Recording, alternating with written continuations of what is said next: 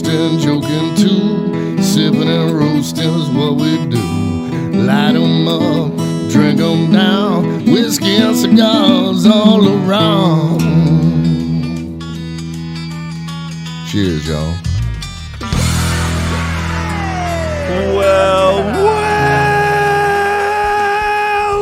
That sounds like a party, ladies and gentlemen. Welcome, ladies and gentlemen, to this fine radio program, podcast, and video extravaganza known internationally as the world-famous Smokin' and Toastin'. You have caught us on episode number 320. And... What? Go ahead. Oh, I can't believe we've made it this far. Nobody has stopped us. No one has yet. stepped in to stop us, and we're what? Mathematically, if you do the math, we are halfway to 333, yeah. Which will be our anniversary show. So we're really excited about that. I did the math. It's okay. He's looking at me like I'm crazy. And I was told there would be no math, so I just leave the math up to him, and I go along with whatever he says.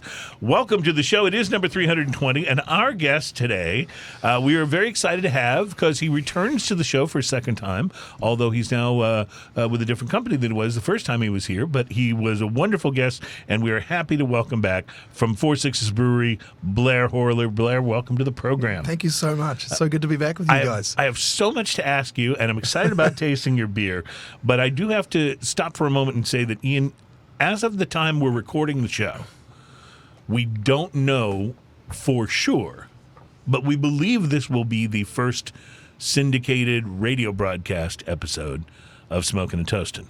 Going live. We don't know for sure, but if it isn't this one, it'll be the next one or the one after. Like, now I have to watch my language. The contracts are all signed. Right, now you have to... Now you can't say pee-pee poo-poo no more. So, no, you can see it. I do remember that. But the only thing you have to remember, there's no one involved in the show who is more hoping that you and I can watch our language than Adam, who's the guy who will have to edit it out before it goes to the radio. So Adam is our producer in the cloud, of course, and Adam, thanks for hanging in there with all this. We believe this will be the first. We need to send him a sample of us each saying the word fluffy. Yeah. So that every time we accidentally do that, he can insert that word. Fluffy or something fluffy. like rutabaga. Well, we are excited about having Blair Horler on the program because, Blair, if this is our first syndicated show, what a better way to start than with a beer and a brewery that has a connection to the single hottest program on television right now. And I don't mean that you advertise in it.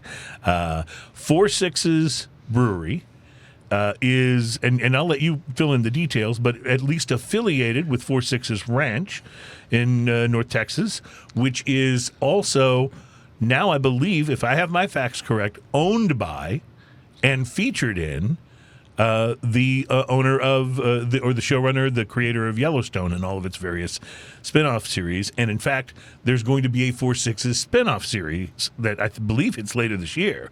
And all of this is done by Taylor Sheridan, who's the mastermind behind the whole Yellowstone universe. Only the hottest show on television in like 2 decades. So that's a big deal because there's so many options now when you sit down and think what you're going to view tonight, right? What am I going to watch? If I'm going to watch television, there's so many different options. So to be the size of a hit that Yellowstone has been in that environment is just, I mean, that's mind-boggling. So I'm going to let you connect the dots for us later about how much involvement there actually is between the brewery and he's done his homework. Yeah, I mean, really and the show. Well, it's pretty easy to do the homework when you appreciate the show. And you know, Yellowstone is, I mean, I not really that big a fan of Westerns, but I can't miss an episode of Yellowstone. It's that good. Oh, I haven't watched a single one. Yeah, you're going to have to get on that train, buddy. That's. But there's not I know you don't watch a lot of television, so I'm not going to recommend musts to you very often. Yellowstone is a must. Well, with all the free time that Cruz says that you have, it's disturbing that you haven't started watching it. Nothing. Exactly. It's not even that totally. I don't let a lot of series get on my radar until they're done. Yeah. And then I'm like, okay, I'll watch it now. Yeah, and that's actually a really smart way to do things because then you can binge the whole series and not have to worry about waiting for anything to come out. But anyway, it's Yellowstone is worth the price of admission, so to speak. So I would recommend it. So we'll find out how 4.6 fits into all of that. We were out live a couple of weeks ago, or on location, over at the Shady Acres. The Shady Acres Yeah. Saloon. Thank you. In the Heights in Houston. Blair just happened to be there, brought us over one of his beers from 4.6. That was awesome. And it was quite delicious. But it was really, really good to see you again. The last time you were here, which was very early in the show, I believe, you were working with Austin Eastsiders, and you introduced us to their wonderful products.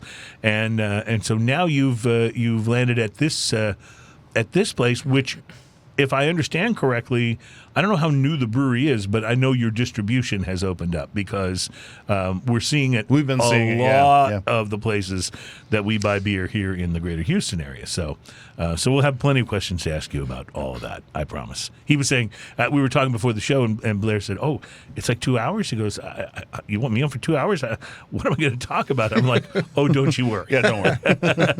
Don't worry. We got this. You got beer. You got beer. We can talk for hours and hours. This Wait, is, your beer ran out? Oh, it's time to shut the show down. okay, thanks for being here, Blair. Have a great week.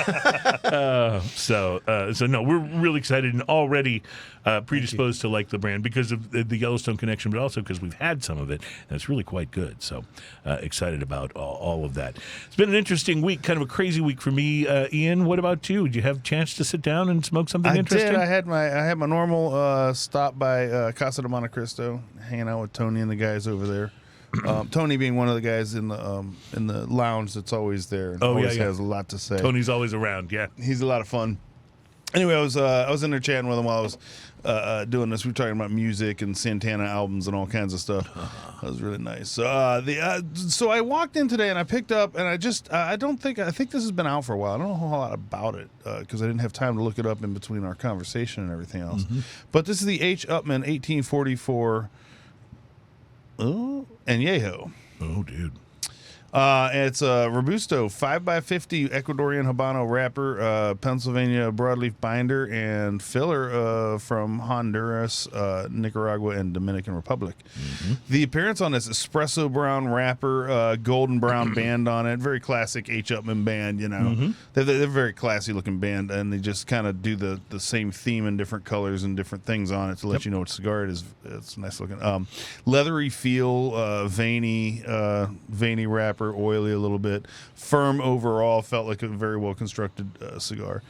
The pre-light sniff on this, I got gentle tobacco notes, some savory spices, and some barnyard notes right off the nose. The pre-light draw, I used a punch. I had a medium draw on this, earth and leather and sweet chocolate coming through on the pre-light draw. Just like to say, I love when tobacco is. What did you say? Gentle. Gentle, yes. I love when tobacco is gentle. Tobacco. Yeah, I like that. Very descriptive, sir. With the adjectives. Anything else that's gentle that you know? Anything else that may be gentle out there? No, not on this. No. Not on this. Day's Out of been rough. curiosity. Just the tobacco. The gentle first third of this, tobacco. the initial light in the cigar, I've got a lot of earth and toast, so a little spicy and peppery leather and chocolate all on the initial light. The first third of this, toast and leather up front, followed by earth, savory spices, and pepper. A kiss of sweetness and nuttiness in the background, and a slightly sweet coffee aftertaste going on. Very pleasant overall. The retrohale is peppery and savory. Solid ash, good burn. The second third of this, I got kind of this meaty bouillon kind of flavor going on with the toast, leather, and earth, all taking turns while sweeter notes of chocolate, coffee, and nuts round out the palate. The retrohale was sweet and spicy. Solid ash, good burn. The last third of this, flavors remain consistent with the addition of a little bit of like a fresh baked bread to it. This is kind of like a one pot kind of meal. Yeah, thing going I like on it. here. I like it. It's really nice. It's a great cigar. Retrohale is peppery and savory. Solid ash, good burn. This cigar cost me $7.95. Solid $5 from H. Upmann. Nice. Get exactly what you're paying for there. Good cigar. Definitely be picking up some more of those in the future. Love it. I smoked a shorter one this week as well. Yours was a Robusto, right? Yeah, it was 5x50. I chose to smoke the EP Carrillo Allegiance Sidekick. Ah, nice. And the Allegiance line is the latest to be added to EP Carrillo's offerings, which already include the spectacular La Historia and Pledge lines. So after producing two champions, where do you go next? Ernesto Perez Carrillo picked up the phone and called Gilberto Oliva to talk to him about teaming up on the Yeah. next big EPC release. And the result is the Allegiance, which comes in 4 sizes that are named after people who've got your back, or words you use for people who've got your back. There's the Sidekick, which is the Robusto that I had, the Wingman, the Confidant, and the Chaperone. I smoked the Sidekick, which, as I mentioned, is the smallest size. It's a 5x50 cigar, and it's beautifully presented. Nice green-colored banding, which you can see here, a green ribbon at the foot. I took that green ribbon off and checked the pre-light, which offered a light floral note and just a hint of hay. Once I used my punch and checked the cold draw, I got a bit more, a nice big earthiness, and a little touch of pepper. I lit the cigar and took the first puffs, which offered up what I might call a Nicaraguan pepper bump. Not big enough to be a blast, but bigger than a breeze or whatever that word was we were using last week. So here's the A deal. waft? I just pulled up while you were talking about this. I reviewed the Wingman, Okay. and it says on the initial light, Nicaraguan pepper breeze. Oh, okay. So very similar. Yeah. Yeah. Well, this one, I called it a bump, but it's bigger than a breeze maybe, or whatever we're calling it, but definitely not I'm a sure, blast. I'm sure Blair is looking a little confused here. So a lot of times with Nicaraguan cigars, you get this peppery blast when you first light it, You're just not big pepper. Yeah, big pepper. So we call it the Nicaraguan pepper blast. There's a song about it somewhere, but In the future. in the future. So it's become kind of a joke, the Nicaraguan pepper blast. This one did not have that. It had the pepper breeze. Yeah, or the pepper bump, as bump. you might say. By the way, Allegiance lines all use, or they rather use all Nicaraguan tobacco for the binder and filler, and then they wrap it in a very impressive looking Ecuadorian Sumatra wrapper. The Sidekick settled down very quickly. I could tell right away that I was going to love this cigar. You ever get that, Ian, when you've just lit up and you kind of does its initial light thing and then it settles down and you take those next couple of puffs, you go, I'm going to love this cigar. And that was what happened to me. Big, bold flavor notes of earth, tangy fruit, and black pepper jumped right out and said hello to my palate. There was also a hint of creaminess, too, which might have just been my imagination because I was enjoying the flavor blend so much. By the second third, the pepper became more dominant, but the earth note and an emerging hint of coffee played very well beneath it. And in the final third, I was able to identify and add cinnamon to that flavor profile. That sense of creaminess, whether real or imagined, stayed with me throughout the whole thing. Construction wasn't great, but it was reasonable. So let me explain what I mean. I really don't mind having to touch up a cigar once or twice during a smoke, if, and only if, I don't have to tend it the whole time, and most importantly, if there's not a harshness penalty that you have to pay from having to hit it with the flame again. On the Allegiance Sidekick, there was no penalty. I hit it once at about the halfway mark to straighten the burnout, and it smoked perfectly after that. I will mention that the ash was a bit flaky, and it fell right on me like my name was Ian Barry before I could even get a good picture of it early on. Still, though, I continue to really enjoy the Allegiance because of the very impressive combination of flavors. Ultimately, it was going to be about price with this one. The Allegiance is a Sidekick. The small one is a $12 cigar. It is not that big. My total smoking time was just about an hour. But that said, it was a glorious hour. It really was. I loved this cigar. And with its parents being EP Carrillo and Oliva, it had quite a pedigree to live up to. And it did. I recommend the EP Carrillo Allegiance Sidekick highly. Price to quality, I'm going to give it a 5.5. Honestly, I wouldn't have been upset if it had even been $1 or $2 more.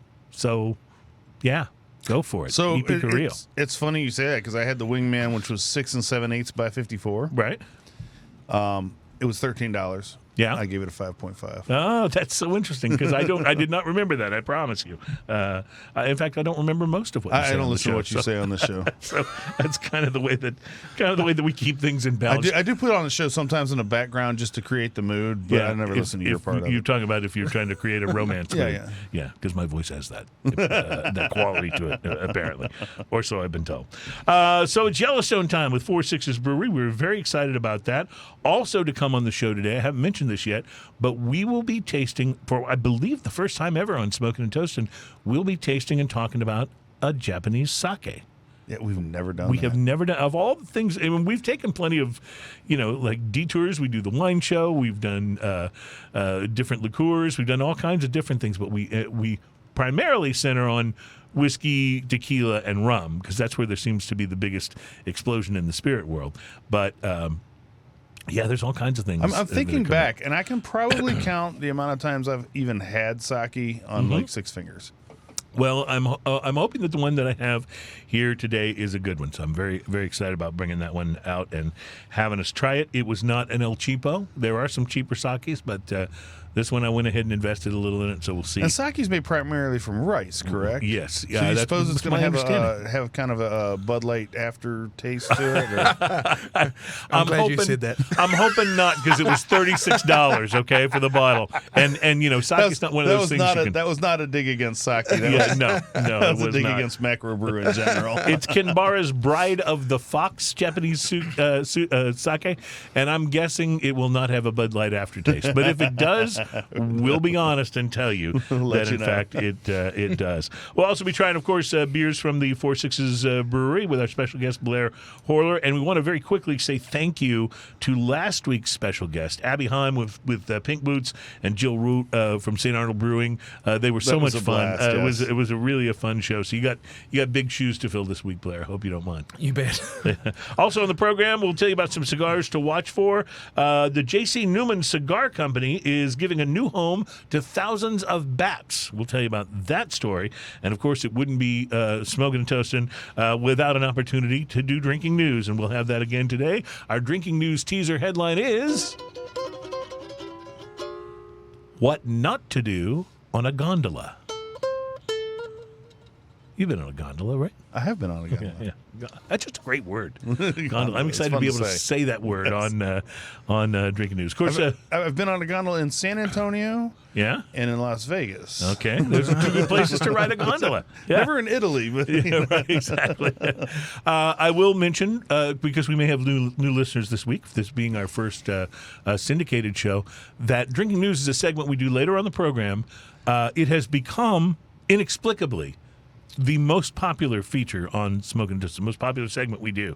And it is where we feature songs that are sometimes, but not always, not songs, I'm sorry, stories that are sometimes, but not always, about drinking, but that are always best to be listened to if you have been drinking.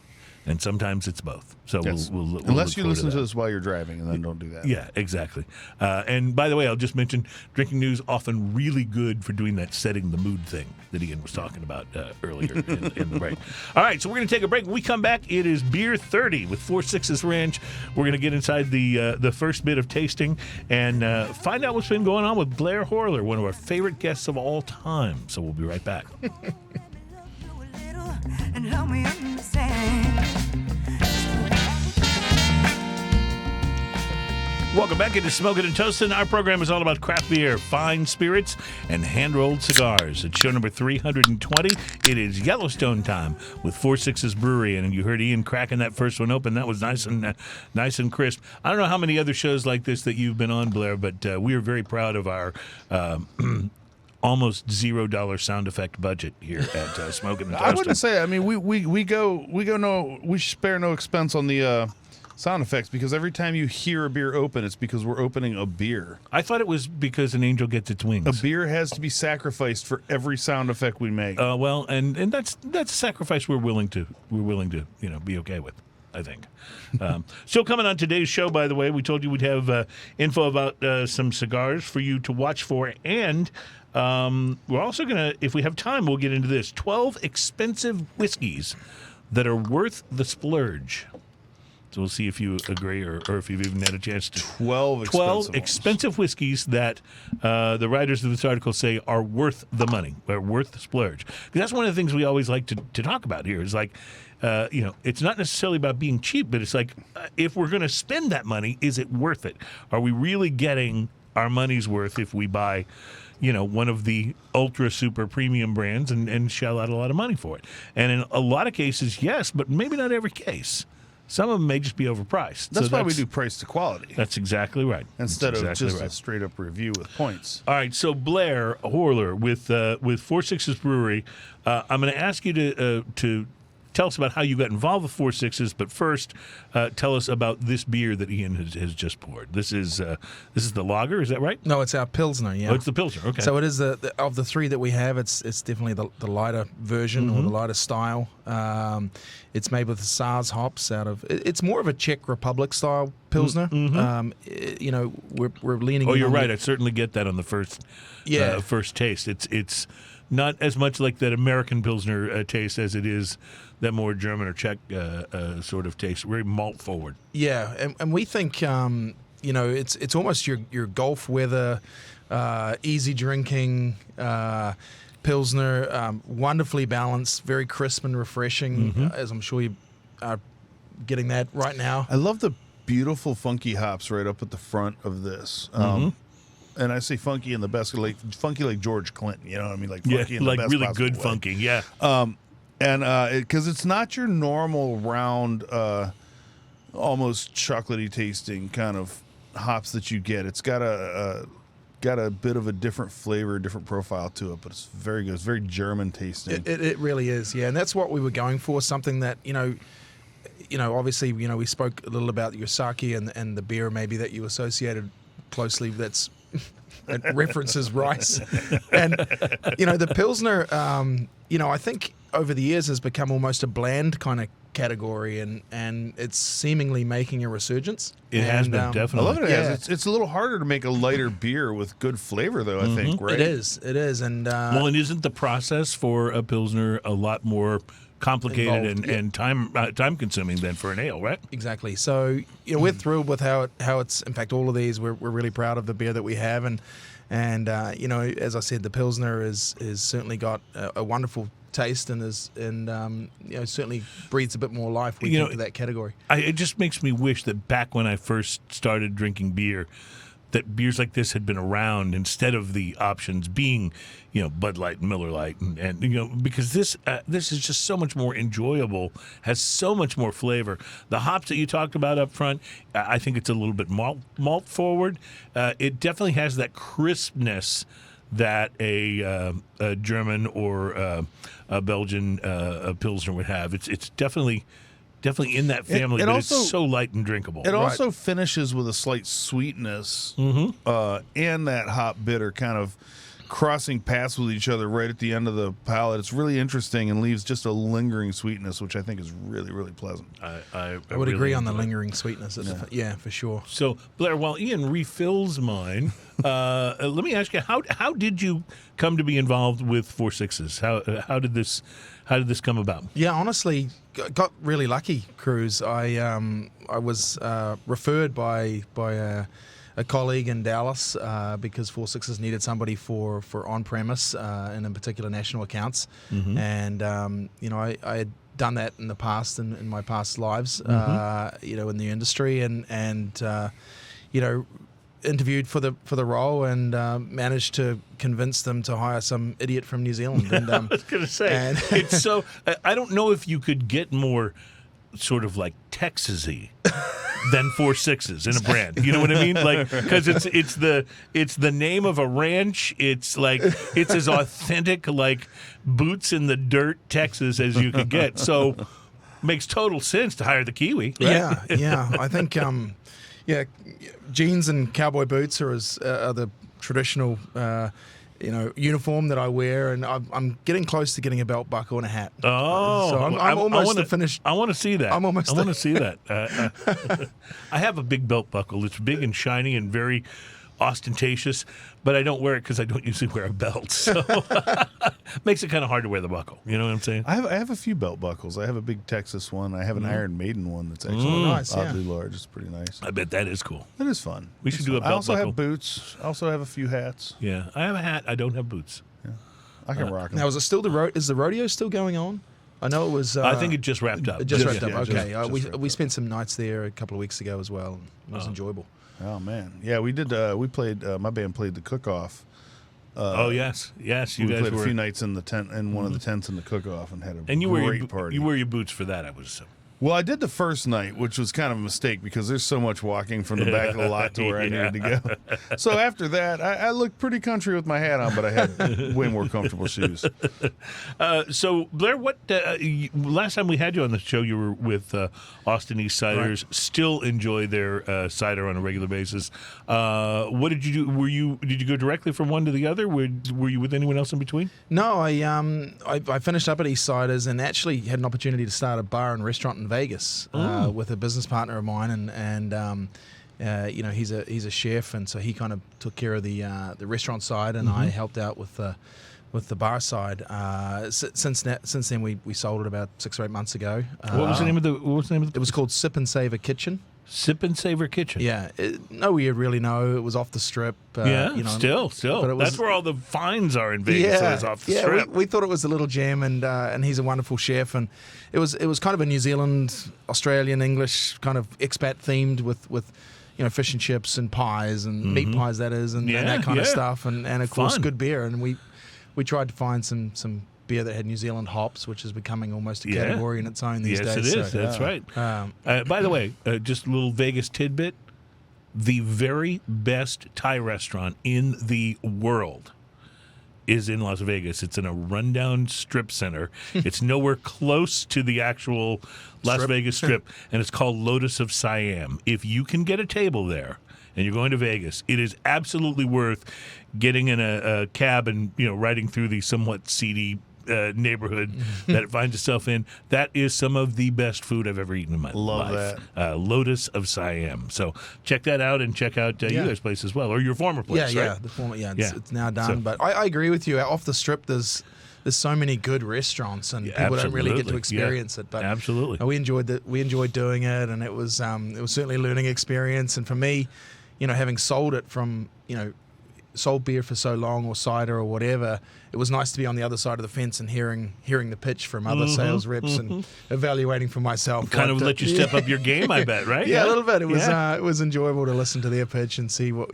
guys that had it and people that were perhaps stretching to be in sales. But love it. It was good fun. It was good fun. So now you're with 4 Sixes. First of all, am I exaggerating about there being a connection between the brewery and the ranch? Is it a kind of an in name only thing? No, it's honestly, you hit it almost on the head with the nail on the head with what you were saying before about obviously the ties with Taylor Sheridan and Yellowstone, and then of course the 4 Sixes Ranch. We're all under the same umbrella almost. Of course, we're a different entity to the ranch. We do a lot of things with them, collaborations and such, with social media and things like that, and even sweepstakes that we've had going and coming. But really, we operate, on our own and answer to our own people, and it's been a blast. It hasn't been easy. It's been 9 months since we launched. Yeah, and but it's been doing pretty good for 9 months. Though. Yeah, We're never satisfied. We're like you guys. Yeah. We're never satisfied. We're always trying to raise our game. Yeah, well, nice. Now my wife will kill me if I don't ask. Have you had a chance to meet Rip? No, I haven't. I've only seen him from. Actually, no, it was a friend of mine that saw him from a distance. I haven't even seen him. Okay. But I do get asked that question a lot, and we do have replicas of a lot of the characters. Rip, and one night I can tell you that Rip was stolen one night from one of the. I am not. He surprised. was returned, but I'm not sure if we really wanted him back because he spent the night away. Yeah, I am not surprised. Don't know where he's been. Yeah, that's exactly right. But kind of funny. We were grateful to get him back, but no, we do use a lot of the characters for some of the occasions that we. That sounds like it could be a drinking news story, doesn't it? That sounds like it could totally be a Where drinking is Rip? news story. Stolen Rip. Yeah. So, as a brewery, how long has 4 Sixes existed? 9 months. Yeah. About 9 months. Yeah. And Crazy. So you guys have already got a nice core line together. We do. There was a lot that went into it prior to launch, obviously. I thought it was difficult launching a beer brand, and that's kind of a common phrase around the company is how difficult it is to launch. But then when you do launch, it's not easy. And, a lot of mistakes we've made, and that's just goes with it. But we feel like we're getting a grip on it, and we're getting better and better every day. And certainly we've got a lot of people who have a lot of high aspirations. And, ultimately it comes down to quality of the beer. And, right. It's really all about what's in the cans. Yeah. And the data that we've seen and got on a short term as we've been alive has been really encouraging. So where is the brewery actually located? So we contract brew right now. Okay. We've got several contractors that do it for us. One out of Fort Worth coming soon is Ra Brewing. Oh yeah, You may- those guys are great. Yeah. Beer. So we're very good. We're very big in the stockyards. That has almost become our home away from home. Is the Fort Worth Stockyard? Yeah. Taylor has a little bit of property there, and he's going to be building a brew pub there as well. Okay, I was going to ask, where will the brew pub go?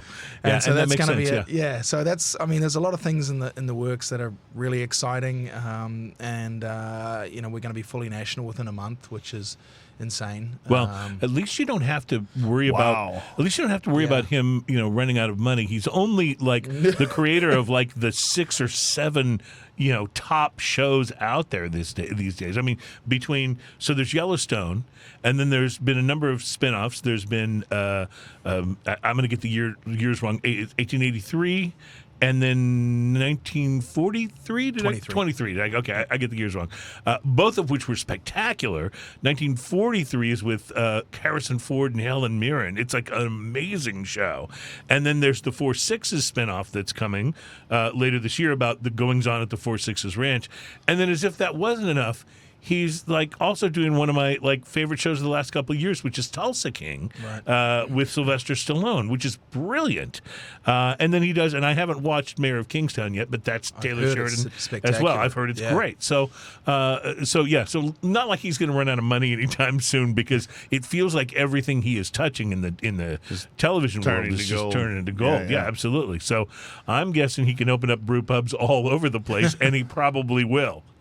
Yeah, supremely successful guy, obviously, and not to mention a Hall of Fame cowboy as well. So he stars in the show, and right. What a lot of people don't know is that he, even though he was the showrunner of the show and the writer of the show and creator of it and all that, he is actually in Yellowstone in a number of episodes. So did he take just some easy cameo? No, he's like the horse riding expert that comes out and shows all the cowboys on the ranch and stuff there how to really ride for competition riding and stuff. And he's doing this crazy stuff where he stops the horse on a dime. It's amazing. Like, he's clearly very talented as a horseman. No question. Yeah, he owns a ranch just outside of Fort Worth called the Bosque Ranch, and you may even see it on the show. You'll see BR or Bosque Ranch Productions. And I went out there. I was fortunate one day to have a look. Actually, my mother was visiting from New Zealand, and she'd never seen anything like it. But there was a horse show going on, and the amount of people for a start, and secondly, just the ability of these guys, on the horse to separate cattle or whatever it is, do and whatever as it you is said, ranchers go do. 100 miles an hour and stop on a dime. It's really quite impressive. Yeah, it really is. And all the shows are impressive. But you know what else is impressive is this beer. This is actually quite good. This is not one of those things where it's just got a famous name attached to it. This is actually the real deal. And that's what I was hoping the first time I had a 4 Sixes beer. You don't have to put catchphrases on there like, it's easy to drink. Yeah, right. None of that's needed. We're thrilled with how, as I said, and it was a big fuel kind of moment for us was, yes, the beer is actually really good. And we know we're somewhat of a celebrity beer, if you will, because we got the show and the notoriety that comes with that. 100%, but it's not Conor McGregor. I mean, there's good stuff in here. You know what I'm saying? Yeah, well, I've noticed you finished it now, so... Yeah, well, There's more where that came from, don't worry. I probably should have offered you something. Yeah, no, it's okay. I've had it before. We're the kind of show that believes in being very thorough with our research when possible. So there's plenty more. So so very excited. Well, this is really good stuff, and I have to tell you that this is really exciting for me to see you guys be able to grab the market as quickly as you have, because we know obviously and are friendly with so many different younger craft breweries, and they all struggle a little bit to kind of break into the position of getting shelf space. Particularly, I mean, a great place like Specs was going to add whatever they think their customers are going to be interested in, but that doesn't mean you might get the premier spots. The grocery stores, on the other hand, they only want to know, is it going to sell? Right. Is it going to sell? They're not necessarily interested in variety for variety's sake. They need to move. They've got only so much space. They need to move stuff. So to see you guys become available in HEBs and places like that, that's amazing. In this short of a time, Well, we feel really fortunate. People have embraced the brand, as you said, really, really quickly. Not only because of the show, but again because of the liquid. And right. we feel we're always going to get that initial response because there are so many followers of the show. That people are willing to try it, but maybe there's even more pressure for it to be good, so it lives up. We think so. We think so, and we're thrilled with it. This is Smoking and Toasting. We are in the studio this week for show number 320 with our special guest, Blair Horler from 4 Sixes Brewery. The Pilsner is good. Let's see what's next. We'll be right back. Welcome back. It is Smoking and Toasting, our program all about craft beer. Fine spirits. Oh, that was in stereo, guys. That was awesome. That was awesome. Craft beer, fine spirits, and hand-rolled cigars. A couple of craft beers being cracked open right there. This is from 4 Sixes Brewery. And so, Blair, you guys don't have a tap room open yet. So No. So what you're producing is only what you're sending out in cans at this point, correct? Because you're not doing other styles of beer for tap room only because you don't have a tap room open yet. We don't have a tap room open, but we do keg it. So we do have many draft options as well. Okay, cool, cool. You pointed. I've got one. Yes, I do. I thought when he said keg it, you were pointing to me like it was some memory from the past of us in a keg or something. So how did you guys arrive on these? You've got 3. You've got a lager. You've got the amber, you've got the Pilsner, and you've got an IPA, correct? Yeah, we do the hazy IPA. I mean, I know why you obviously landed on the IPA because that is the most popular beer style, but and also because they wanted to make me happy. Yeah, that was it. It came down to you, Cruz. You need to talk to him about a Texas style barley wine.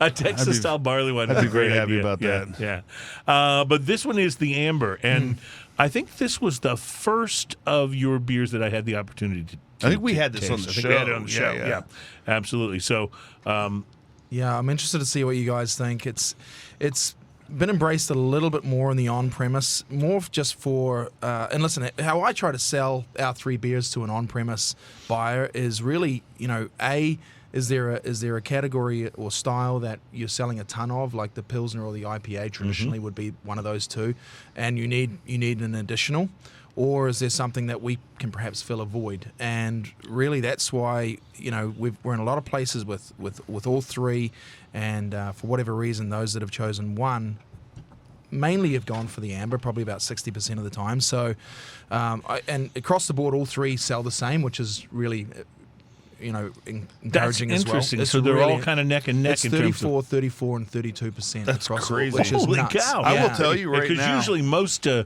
breweries have a style Right, that is their a lead, absolute leader, right? I will tell you right now, I love this. Right. This is delicious. You know what I was going to say about it is it's so wonderfully cold. I love how cold Houston this ice. beer is, and still, because you are more of a room temperature guy than I am. I like my beer as cold as I can possibly get it. Don't get me but wrong. I also like when the flavor cuts through when it's cold. I and like that's cold. What this does. I like cold beer, but I think that a good beer will stand up even when it gets a bit warm. Right. I will agree with And that. a bad beer will not. I will agree with that, and I will also that's say just all there is From to your it. lips to God's ears. But for sure. none of that. Have you ever had a warm Miller Genuine Draft? Oh my goodness! Oh my gosh! It's the worst horrific. thing. It's horrific. It's horrific. Like, have you ever had a warm, a warm Coors? Diet Coke or like a Diet Dr. Pepper? It's horrible warm. It's Diet Dr. Pepper, ice cold is the elixir of the gods. Warm, it is like, no, but you're right. A better beer will stand up better when it's not ice cold. That said, I love my beer cold. I do the whole thing. I have my little beer fridge where I set the temperature colder than what we do in the regular fridge. Not quite freezing, but about as cold as I can get without freezing. Really? And then I pour it into a frozen glass. I have a whole side of the freezer in the main refrigerator where I have beer glasses, pint glasses, frozen, and I love my beer as cold as possible. I always Now, have. I don't know if you know. You've seen the pint glass koozies that people make, right? Mm-hmm. And you put it in that frozen glass with a pint glass koozie, you've got the trifecta going on. Yeah, that's a pretty good idea. I need to maybe invest in some of those. Here's a good idea for you guys. Instead of doing the can koozie, do the pint glass koozie. Right. Okay. I'll keep that in mind. Yeah. This is a delicious beer. It really is. Now, I don't remember what we said about it when we tried it before, so I have no idea if I'm being consistent or not. But the way this is hitting me today, it's cold, it's flavor forward, it's a wonderful amber. I like it a lot. It does. It has kind of a brightness to the flavor that almost reminds me a little bit like edging towards kind of a red ale kind of profile. So no wonder you like it. That totally explains it then.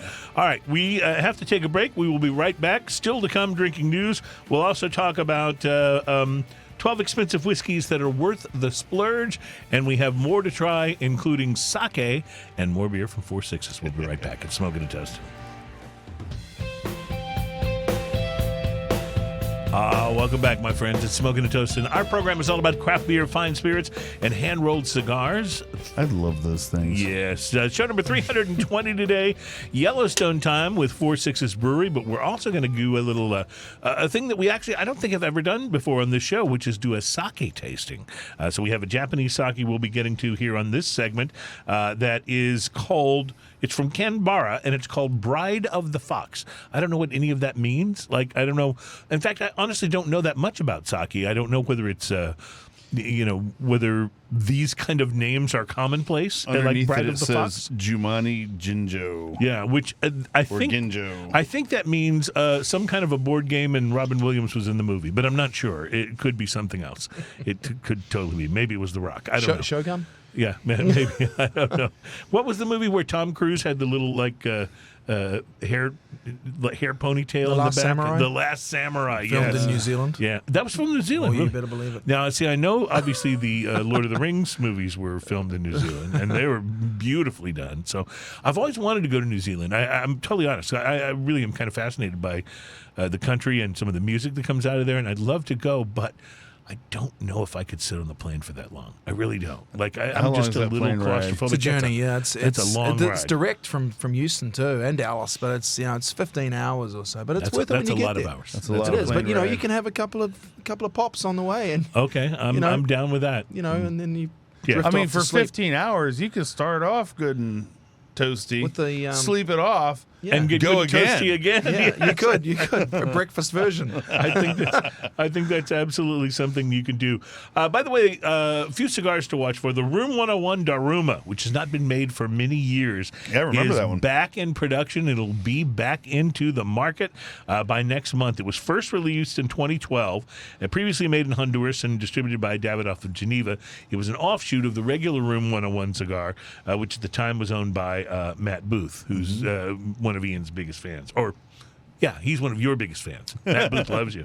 Anyway, That guy's hilarious. I after like those him. guys parted ways, Daruma disappeared, but Room 101 took an unexpected turn last year when Scandinavian Tobacco Group announced it had acquired them, and they took on Booth as an employee to help with the cigar. So one of the things he's doing is bringing Daruma back. He says the return of Daruma is symbolic of the relationship between the tobacco giant and Room 101 going forward. This is Matt Booth speaking. He said it represents the opportunity for Room 101 to spread its wings, which has always been our goal. And just as goals change and times change, Daruma has evolved. Daruma, and the reason this is pertinent because we're about to have the Japanese sake, is named for the Japanese Daruma dolls, which symbolize good luck and resilience in Zen culture.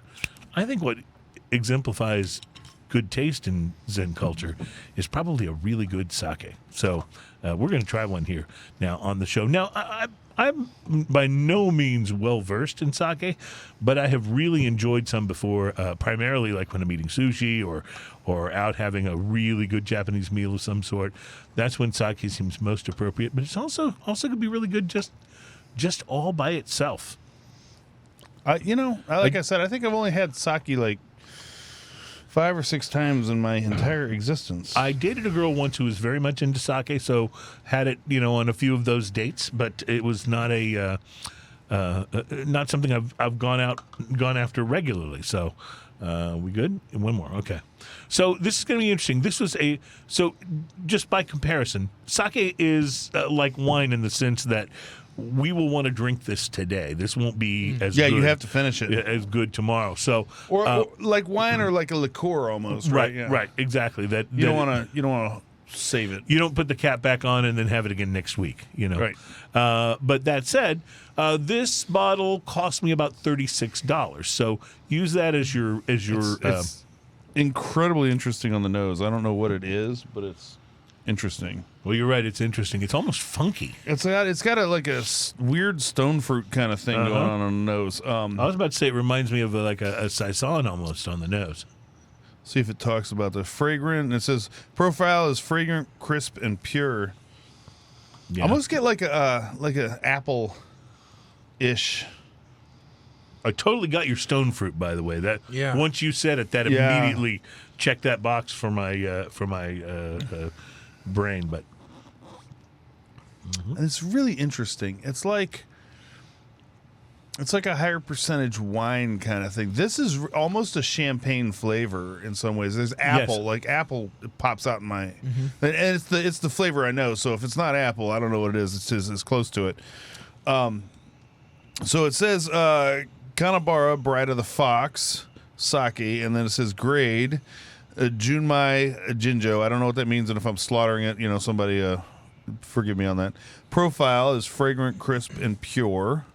That's a lot of nothing to say right there. I gotta tell you, like, what are some ambiguous words that we can put together? Well, you could always do what they do at Michelob Ultra, and what did they say? It's only good if you enjoy it. What was that stupid slogan? I'm going to find out right now. It says It's only worth it if you enjoy prefecture. it. I don't know what prefecture is, but It's Niigata. only worth it if you enjoy it. That's the slogan, And then the right? rice. That's it. Yeah. The rice that they use is the Goyakuman Gankoyu. Yeah, that's the rice I thought it was. Goyakuman Gankoyu, yes. I'm glad we got you here to confirm that, Blair. I appreciate Thanks. that. Yeah, you were about to say that. My Japanese I'm sorry. heritage, I'm sure, is shining through. Yeah. Served slightly chilled. So- It's gluten-free product and produced and bottled by Japan. And some people drink sake hot, by the way. Yes. It's a very respected practice. Hot sake. I'm more into cold drinks than I am into hot drinks, just in general. So I would go with the slightly chilled. So there's a chart on the back of this that has a sake bottle, and it has the thing that says, okay, if this sake bottle is all sake made, then this Jumani Jinjo is of the top 2.6% of sake made. So this is the higher quality, apparently. Are you supposed so- to drink it like a wine, or the only I think times you- I've really seen it is when you shoot it. Yeah, right? I don't know. I think you drink it like a wine, I don't especially know if if we're it's doing one it that's nice. wrong or not, but it's Well, here, let me, You have been for a long time. oh, I now, just Ian. bumped it into the microphone and poured it, so maybe that was the right got way you, to do boo. it. Thank you. That's both of you Maybe now. that was the right way to do it. I don't know. I was you're the going to only say, one left there. I know. I must be coming. So it's interesting. Sipping wise, it's got such an interesting profile. It's like a watered wine, but with more alcohol. do you like it? What is the percentage? I think in the right setting, I could. Mm-hmm. I'm not sure that I'm with something that I would reach for right now. Maybe, I don't know. It's worth trying. I can see what you said about sushi for sure. With Because sushi, I if you, can if you see put it. yourself in the sushi, In that kind of Yeah. sharper taste that, Yeah. that sushi gives you with the raw fish and stuff, I could see where it would pair with this very nicely. Yeah, absolutely. And the ginger and the wasabi and and all those things. Well, these are all very Or kind very of, salty stuff. I could see almost anything very salty going with this. Doritos and sake. maybe watching Empire of the Sun or Shogun or one of those that might work as well. Some of those. Salty. The Last Samurai, as you said. Yeah, Yes. one of those. So there's an interesting aftertaste. everything that's- everywhere all at once. I haven't watched that yet. I haven't either. I need to put it on my list. I'm excited to see it because of all the attention it got, and because I love Michelle Yeoh. I think she is so badass and awesome. So I'll watch anything. It's such she's an in. interesting note on this. Pour me a little more. It of does that. not I wanna have try the like shooting even it though thing. it's made from rice, it doesn't have a. It isn't all ricey. It doesn't have a Bud Light aftertaste. That's right. It doesn't go all Bud Light on us. So, And I'm saying this because I know you probably shouldn't. I'm glad that one of us is saying it and three of us are thinking it. that one of us is free to say it. Is that what you're saying? So no, it's interesting. I kind of like, the more I drink it, the more I like the aftertaste, and the more I want to have another sip. I was just about to say that. The aftertaste, to be honest, and first couple of times that I took a drink of it was a little off-putting. Yeah, Yes. But I'm liking it better and better the more I drink it. Now, that could be because the alcohol content is high. I don't know. What is the alcohol content? Does it say on 16.9 is what it says right on the back. 16 and a half. 16 and a half, gotcha. So it's more like most wines are, 13 to 14, Yeah, I was going right? to say, it's about like a wine. So this is a little bit bigger. This is more like the beers that I like. Mm-hmm. So more like a barley wine. Makes me happy. Anything to do with barley wine seems to make you happy. I like barley wine. Yeah, you're the man. You know when what I it want comes for to my wine. birthday? Barley wine. People. Oh, no, not just a bottle. I want you to find a company that actually just make barley wine for me. Yeah, just talk them into it. That's all you have to do. And Cindy in a card. I talked this brewery into doing a barley wine for you. 4 6s. Some barley of us wine. aren't as quick as others. Well, now let me just say, in terms of throwing down the gauntlet here, that barley wine is one of the more difficult styles of beer to brew. So all I'm saying is, if your 4 6's master brewer wants to show off his skills right. in a way that, really brings huge credibility to the beer, to people who may be wondering, is this just a publicity thing because of 4 6? That'd be a great way to do it. right. Yeah, that'd be a great way to whoa, have you tasted their barley wine? Would be a great thing to ask somebody if they're asking you, is 4 6's, is that for real, or is it just, a publicity Barley wine. I stunt? can see it now. Yeah, 4 6's We have barley to come wine. up with a name for it. Maybe We we got could do this. the You just hang there. We got yeah, this. we're gonna Glenn, maybe we'll Marketing do and sales all in one. maybe we'll do a smoking and toasting collaboration barley wine with 4 6's, and we'll get out there and promote it for you. How about that? We could do that. Hell, we're Our syndicated slogan now. will be S&T That's right. barley wine. Yeah, we're Makes syndicated you now. pee. Soon I'll be trying to sell you all kinds of ridiculous crap with our logo on it. Now that you're Because we're syndicated, yeah. I'm assuming that you're going to somewhat take the show on the road, in which case we should do the next one from the brew pub in Well, Fort Worth. we Wouldn't that be something? absolutely love taking the show on the road for a couple of reasons. The primary one being because we can smoke cigars during the show when we're on Right. the road. Yes. But yes, we would love to come and do a show from the ranch, from the Yeah. brewery, from the brew pub, wherever the Right. appropriate place is. We're down with that, because if there's any chance that we might get to see Rip, my wife would love can you arrange forever. that, yeah. Yeah, if there's if you could cross pollinate there, that would be a thing. Well, let me. Sake. I think Sake, yes. I think in the right setting. We were talking about sake, weren't we? Well, yeah. I mean, that's what that whole conversation reminded me of. I think in the right setting. I think it's nice. It's pleasant. I don't think it's a go-to for me. I don't think I'm going to grab it. I have to agree. I'm enjoying it, but like tomorrow, if I had another bottle of this, and let's say, some rum or tequila or a 6-pack of your IPA, yeah, this is not the direction I'm likely to go. Although, if I came home with some sushi, that might be the way to go. It's kind of pleasant. Which brings, now I'm going to have to ask you this question. It makes me want salty food, though. Go ahead. You've walked through this door. Now I'm going to have to ask. Okay. Bring home sushi. Where's the best place? HEB. Dude, you were so right. 100%. You were so right. I've tried it from all kinds of places, including, and yes, I'm willing to admit this, gas stations. EGAD. Yeah. But HEB in our city of Houston, and probably true in all Texas cities, because HEB is throughout Texas, they've got the best to-go If sushi. you're not familiar with the Herbert E. Butts grocery store, yeah. that is what HEB rather stands prevalent. for. Yeah. Their grocery store sushi is the best sushi. And I grocery store sushi. I always think that HEB, which is a very beloved grocery store chain in the Texas areas, I always think that's just like the greatest lesson to teach your kids, right? That you can do and become anything. This man became one of the most important men in the entire grocery store industry, and his last name was Butts. Like, he was teased as a kid, right? If he could do that and his name was Butts, then you can do it and your name is like, Smith or whatever. You know what I mean? Like, totally. Herbert E. Butts. Yeah. And the grocery store sushi is kind of its own echelon of sushi. Yes. Oh, it totally is. It's not as good as, and I've had restaurant sushi that's not as good as the grocery store sushi. I have as well, although I don't go back to those places. Obviously, when you go out and you spend the money, and I will tell you the two best places I've had the best sushi in my life are Vegas and Houston. Oh, yeah. And I have had more sushi in more places than that, but those are the two best places I've ever had. Best place I've ever had sushi is actually Los Angeles, California. Is it? Yes, and there was a place called Sushi Nozawa that was in another strip mall away from where it was a place like the locals knew about, but the chef Nozawa, who has since retired and it doesn't exist anymore, he was basically like the soup Nazi on the Seinfeld episode. If you didn't do things exactly right, if you didn't ask for your order, I'll have whatever the chef recommends, you would get thrown out of there. I'm not kidding. It was awesome. It was legend in Los Angeles for years because of that.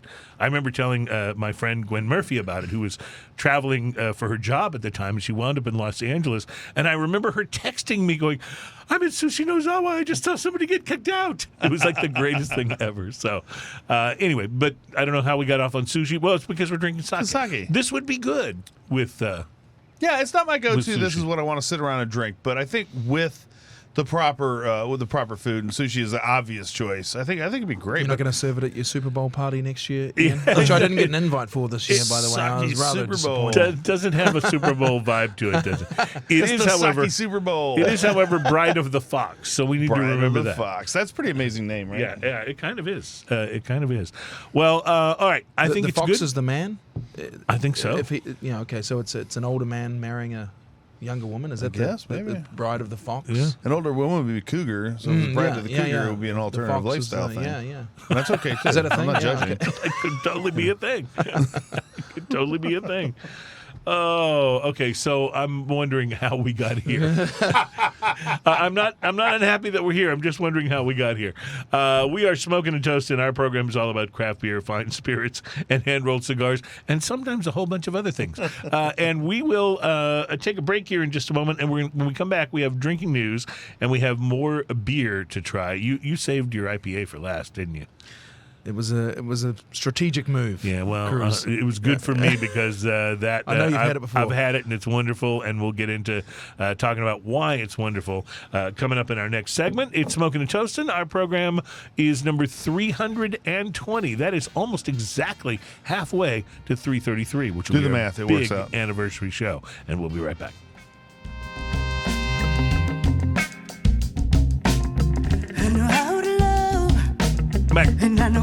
Welcome back. It's Smoking and Toasting, our program number 320 today. We've done 319 of these, and then today is number 320.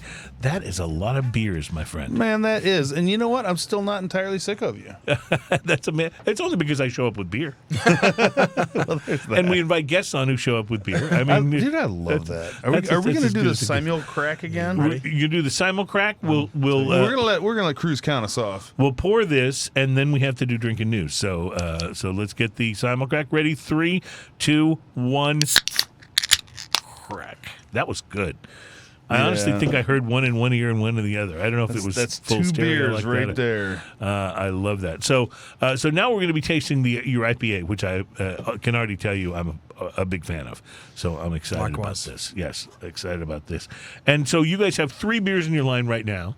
And I'm sure, obviously, you're going to be adding things. Any hints you can give us about what you might choose to add? You know, we thought about that for a while, and we yeah, it's been received, Ian.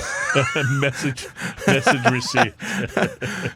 But no, I mean, honestly, we think there's a lot of runway here in these 3 initially. Yeah. We want to make sure we establish some sort of at least base or platform. Well, I think it's smart. Instead of just having the one, you have 3, but you don't wind up in a situation where you're trying to get shelf space for like 6 different SKUs, right? Exactly. Yeah.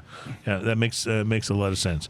Well, as we begin to taste this, Ian, I'm going to ask you to pick up the ukulele because it's time for the most popular segment on this program, and I'm excited to think we may have a lot of drinking news like first timers today from the syndication of the show. It's time, ladies and gentlemen, for a little something we like to call drinking news. Drinking news, drinking news. Now it's time for drinking news, drinking news, drinking news. Now it's time for drinking news.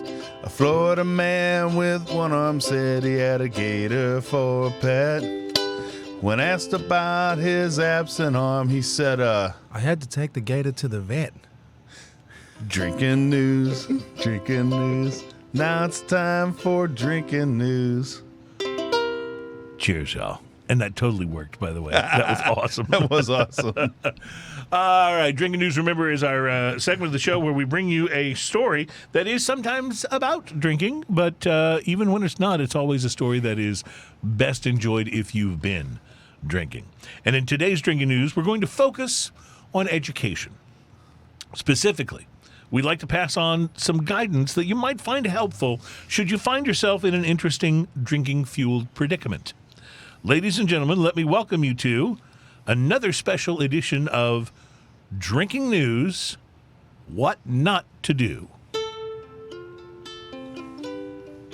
Our educational story begins, The more you know. as so many of them do, with the story of a Florida man whose recent behavior at Walt Disney World's Epcot Center provides us with some guidance that we can offer. What not to do object lesson number 1 is to not get absolutely S-faced, which is the way we have to say it now that we're syndicated on radio. Not to get absolutely S-faced. Is S-face stand for sad? Kind of, sort of. Okay. Not to get absolutely S-faced when you're taking in the wondrous sights, sounds, and attractions of Disney World. While it may have the one plus of making the whirling teacup ride actually a little bit interesting, you're very likely to wind up giving all the other passengers on the ride a full view of the $20 hamburger you had for lunch while it's on its way back up out of your stomach and onto the floor of the teacup. But I digress. So, 30-year-old Chase Holderby of Florida's Merritt Island not only violated lesson number 1, he also breezed right past what not to do lesson number 18. When you're already being observed by park security, try to keep from chugging 2 full beers in less than 30 seconds. Holderby not only did this, he then did something that, while not one of our object lessons per se. Already watching this guy? Yeah. So they're already they already got him on the radar. Right? If it's already on the radar, they've already been alerted to his presence. He has no idea this is happening. So observing he's him, yeah. already exhibiting some erratic behaviors. And he not only did this, but he then did something that, while it's not one of our object lessons per se, we don't actually recommend because it's annoying as all hell. According to police reports, and anytime there are police reports involved, you know this went further, right? According to police reports, he proceeded to offer handshakes and high fives to everyone in line at one of the stands in Epcot. Friendly enough, but not necessarily recommended. I mean, he could just be a bro. What not to do lesson Because I've number seen that happen. Yeah, well, what not to do lesson number 33 is another one that Holderby violated, which is not to swear loudly at Disney World because of the extremely high chance that the audience within earshot is likely to be about 74% young kids. According to the report, Holderby didn't just offer friendly high fives and handshakes. He was also stumbling, being excessively loud, swearing, and appearing unsteady on his feet, the sheriff's report said. By now, park visitors were already starting to complain about his behavior. A Disney food and beverage manager photographed Holderby and alerted all food and beverage locations not to serve this man any more alcohol. So, if They're sending your face around. if they've got a photo of your face hanging up in their booth saying "Do not serve," you know you probably crossed the line somewhere. What not to do lesson number 56, and it's a big one, is when your friends around you are trying to calm you down and suggest you drink some water, and maybe even that it's time to go, do not ignore them. Holderby's buddies did just that. They tried to get him to head toward the park exit, but in typical Florida fashion, the man didn't get very far. He argued with them loudly enough that deputies who'd arrived on the scene by now warned him to stop making disturbances. Now, lesson number 58 is also very important. When the police are willing to give you a warning, take it. Wow. After all that, they're Yeah. like, look, buddy, it's a warning. Just- Holy cow. Just take the deal and live to fight another day. That's all I'm saying. By the time his friends got him past the Morocco Pavilion, Holderly was confronted by a Disney security manager who ordered him to leave the theme park. Holderby then violated what not to do lesson number 70 and stuck his finger in the Disney employee's chest and started causing a scene, swearing and yelling that he hadn't done anything wrong, according to the sheriff's report. I can't stress this enough. The finger in the chest is almost certainly a tipping point a no-no. in any confrontation. Yeah. Once you've made it physical. Yeah. Which brings us to what not to do lesson number 91. There's something about having too much to drink that makes Florida man, and for that matter, men from a number of other states, think that it might be helpful to resolve the situation if only you would remove your shirt. Yes. That's- Well, I That's why you assume- see it on cops, right? Look, I They're assume when always you're shirtless. I have to assume that when you're in Florida, that removing your shirt allows the sweat to flow freely, makes you more slippery, everything slides a little bit better. Perhaps that's true. It greases the wheels, so to speak. As Did a I last, just say that? Well, that's what Holderby did. As a last-ditch attempt to obtain control Or of the- maybe when the cops are trying to grab me, I can slip through a little perhaps. easier. Well, in this case, as a last-ditch attempt to obtain control of the altercation, as authorities were trying to remove him from the park, Holderby flagrantly violated number 91 and peeled his shirt right off, as if there's no confrontation that can't be solved if only the police and others around you could just get a look at your man nipples. That would do it, right? Security still gave the Florida man the benefit of the doubt. If This he is the nicest security It- detail right. I've ever well, it's heard Walt of. Disney World, right? The mouse pays him to be nice, right? So he if he'd just gotten on the gondola that would take him in one quick stop back to Disney's Caribbean resort where he was staying, as they were trying to get him to do, he could have slept it off, and embarrassment would have been his only penalty. Alas, Holderby jumped back out of the gondola and began yelling insults at profanity at the cops, which, by the way, always works, and is a clear violation of Lesson 99, which is sometimes referred to as the gondola rule. Never get back out of the gondola and use extremely graphic language to illustrate your feelings about the boys in blue. Holderby was arrested for trespassing and disorderly conduct and was taken to jail.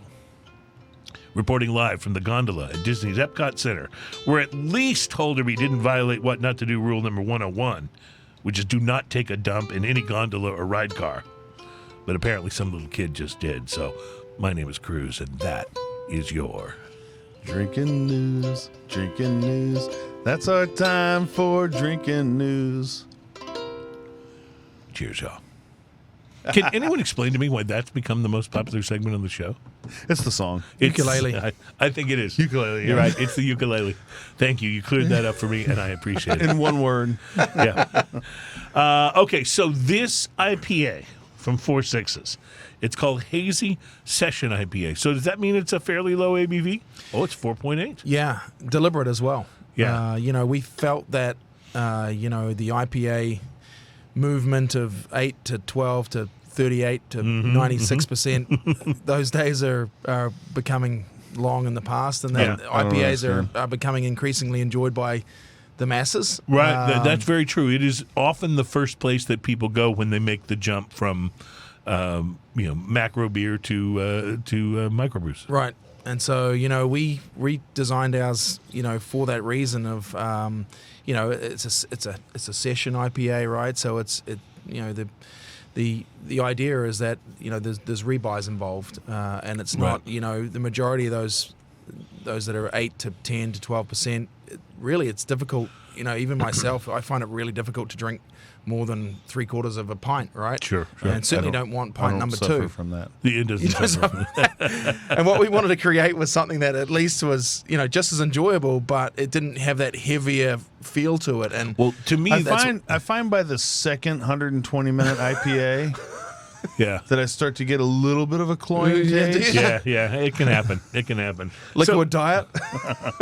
To me, though, this would stand right up next to and against a Founders All Day IPA, which is kind of the standard bearer as far as I'm concerned in that category. But this is every bit as good. In fact, This is going maybe- straight towards that art car, like our local here in Houston is art car from Right. St. Arnold's, going Yep. straight towards that same market there too. But it totally has a bit more haziness to it than the All Day IPA from Founders, and that's something I really like the hazy styles personally. That's just hazies and the juicies. I just love the flavor profiles of those, and that's becoming, I think, one of the things that is keeping IPA sort of at the forefront of the craft beer movement is that it's not just the IPAs that they were making 20 years ago.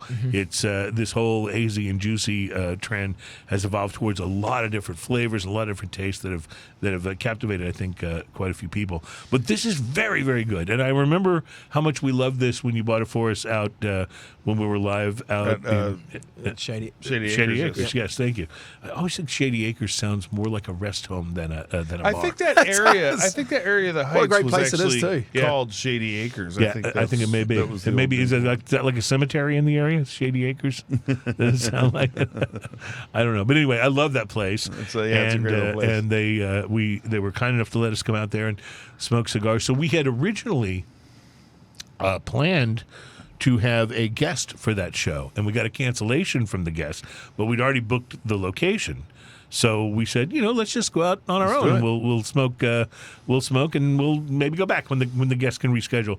And as it turned out, we ran into Blair there, who was working with 4-6s. So that was a good timely was thing perfect. because we loved being able to make sure that we got you back on the show. And by the way, you're also invited to our big anniversary show, which is the 333rd show. I'll be here. Where we'll be. So see, I can bring some refreshments if required. We invite everybody to. You don't have to, but we invite everybody to bring their best and show it off. And we kind of traded around the table because we've invited everyone who's ever been a guest on Smokin' and Toasted. Now, obviously, not everyone will be able to make it. Also, But I'm Wiki guessing Brian we'll have a lot of people. and OnStark are invited 100%. They are, absolutely, because they're probably the biggest fans of the show, like, of all time. Love it. So, yeah. So And Josh. Either of them would be, or all three of them would be invited. That would be working for me. Ian, you like this IPA. I do. I'm always, in some cases, more interested in whether you like an IPA than whether I like it because I'm more predisposed to like it. But you're a little pickier when it comes to IPAs. And IPAs are just IPAs are so ubiquitous, and let me be honest, my beer journey into craft beer, I did a lot of IPAs. IPAs were some of the first, like, so far out there style, so different than everything else that was out there that, of course, I immediately went to it. But over the years, I was like, okay. Then we had the whole how much hops can we put into an IPA Phase. wars, right, Yeah. right. well, Exactly. Who and can be only the a few hoppiest, companies, right. and only a few companies could do it really well. I mean, Stone. a lot of companies could do it, but a lot of companies couldn't do it well. And I like the ones that do. And so I'm picky about IPAs because it's the one I go for last nowadays. I'm gonna look for a porter. I'm gonna look for an English style ale. I'm gonna look for a brown ale. I'm gonna look for a barley wine maybe. But IPAs are one of the last things I look for, and every once in a while I am in a mood for it. This is a great IPA. There's nothing wrong with this. This is balanced. It's good. It leaves your palate a little bitter, but in a good way, making you want another sip. Like that kind of thing. It's fantastic. I mentioned Stone Brewery because they were one of the ones that always did such a great job with these bigger IPAs of making them. Making them. Stone, of course, was recently sold, and so sad. they're now under a corporate banner. And I'm very curious about how it will impact the quality of their beer going forward. It may not impact it at all. One can only hope. But I'll just say, this very week, I tried a new beer from Karbach, one of the breweries right here in our Houston area that had been sold to AB back when AB did the big acquisition. And I tried their Clutch City. It was kind of a Houston Rockets themed because now they've got AB money to go after all these different big style partnerships, right? So I tried it. I was really excited about it. And you know what? It was fine. It wasn't great. It was just okay. Yeah. And that's kind of what Such is the story. corporate beer has kind of come to symbolize to me. It's like they bought these amazing. I mean, for God's sake, they bought Wicked Weed when they went through all of this. That is a brewery that was known for being weird and crazy and out there. But here's the deal: they don't always do it immediately. Right. Like they let Karbach come up with interesting stuff for a little while. yeah. They've just been phasing it out ever since, and that's happening with everybody. You know. Well, this is why we're really happy that Taylor Sheridan has money. We Because he won't need to sell 4-6's brewery to one of the big brew companies and water down your hazy session IPA.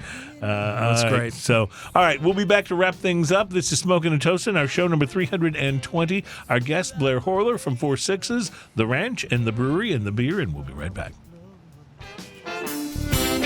King in a castle. Welcome back.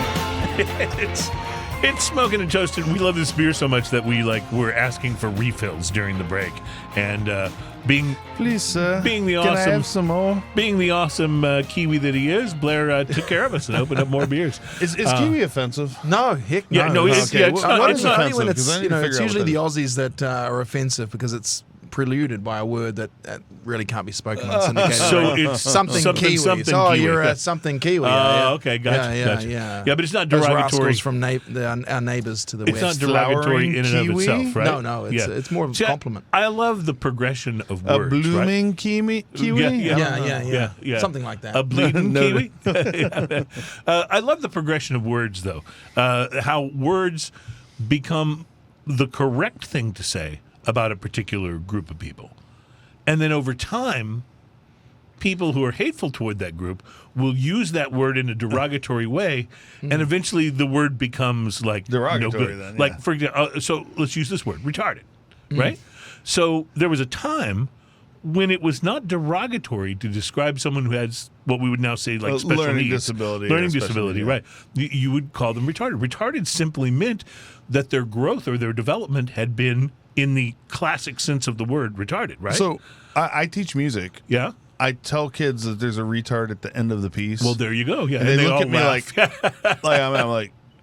I'm like, no, it means to slow down. right, exactly. Wow. And the technical definition of that word is like slowing down your growth or development, whether mentally or physically, and so that's how the word was used. There was nothing about it that was derogatory, but over time, people used it in a derogatory way. Right? They would say somebody was retarded. Oh, you're retarded, or what a retard, and then it became unacceptable to use that word to describe someone who has a learning disability. Then you would call them,